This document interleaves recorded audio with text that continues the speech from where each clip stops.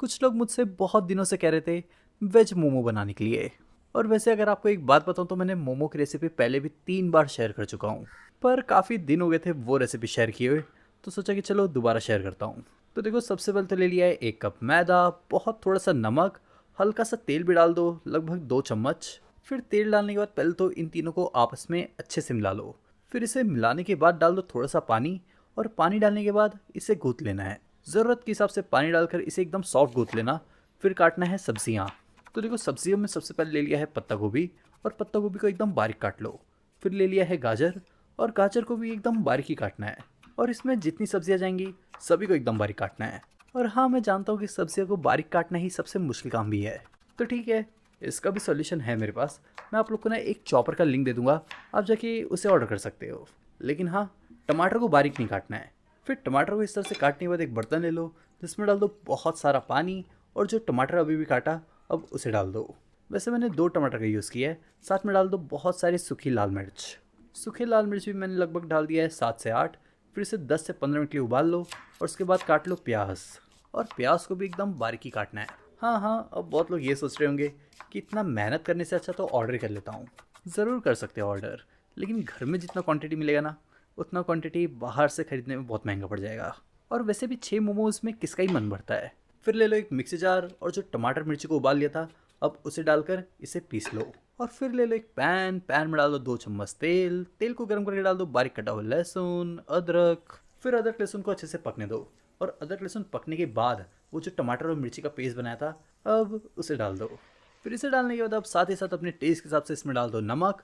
मैंने डाल दिया है आधा छोटा चम्मच। और फिर नमक डालकर इसे दोबारा मिला लो। फिर इसे तब तक पकने दो जब तक इसमें उबाल ना आ जाए। और उबाल आने के बाद डाल दो इसमें आधा छोटा चम्मच से भी कम सोया सॉस। सोया सॉस को भी चटनी के साथ अच्छी तरह से मिला लो। हाँ, वैसे मैंने आप लोग को बताया नहीं ना, ये मैं मोमोज़ की चटनी बना रहा हूँ। फिर इसमें लगभग 3 चम्मच मैंने केचप भी डाल दिया है, और केचप को भी मिला लो। फिर केचप वेचप मिलाने के बाद जब ये इस तरह से गाढ़ा हो जाए तब ना इसे निकाल लो। फिर उसके बाद दूसरे पैन में ले लो 2 चम्मच तेल। तेल डालने के बाद तब तेल को गर्म करके इसमें डाल दो बारीक कटा हुआ लहसुन।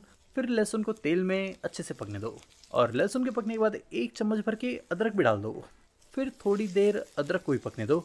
और अदरक के पकने के बाद अपने टेस्ट के हिसाब से हरी मिर्च डाल देना। मैं तो बहुत स्पाइसी खाता हूँ, इसलिए मैंने भर भर के डाल दिया है।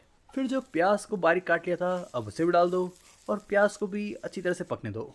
साथ में डाल दो पत्ता गोभी, गाजर, शिमला मिर्च भी डाल सकते हो, लेकिन सच बताऊं मुझे इसमें शिमला मिर्च कुछ खास पसंद नहीं। फिर डाल दो नमक और काली मिर्च पाउडर। काली मिर्च पाउडर संभल के डालना, क्योंकि हरी मिर्च भी डाले हैं। और अब इसे अच्छी तरह से पकाकर निकाल लो। इतना पकाना है इसे कि गाजर पत्ता गोभी ना एकदम नरम पड़ जाए। और अब इसे ठंडा होने दो। तब तक क्या करना है, जो आटा गूंथ लिया था ना अब उसे थोड़ा मसल लो। फिर इसे मसलने के बाद अब इसकी लोई अलग करके इसे बेल लेना है। तो इसे बेलने के लिए सबसे पहले तो इसे हाथों से इस तरह से फैला लो। और फिर इसे फैलाने के बाद अब इसके छोटे छोटे पेड़े अलग कर लो। फिर हल्का फुल्का सूखा आटा डाल के अब इसे ना बेल लो। तो बेलना तो बस पूरी की तरह ही है। फिर इसे बेलने के बाद जो फिलिंग बनाया था उसे भर लो, एजेस पे पानी लगा लो, और इसे इस तरह से पैक कर लो। फिर मोमोज वाला शेप देने के बाद अब इसे ना स्टीम करना है। हाँ हाँ, मैं स्टीम वाला मोमो बना रहा हूँ। और जिस पे मोमो को रखेंगे ना उस पर थोड़ा सा तेल लगा लो। फिर तेल लगाने के बाद मोमो को इस पर रख दो। और इसके बाद जिस बर्तन में इसे पकाना है उसमें भर लो बहुत सारा पानी। और पानी भरने के बाद अब इसे ना गैस चालू करके स्टीम करने के लिए रख दो। 10 से 15 मिनट तो लगता ही इसे पकने में, लेकिन आप फिर भी बीच बीच में चेक करते रहना। और अच्छी तरह से पकने के बाद मोमो लवर को खुद ब खुद समझ में आ जाएगा। और अब इसे गरम गरम ही चटनी के साथ खा लो।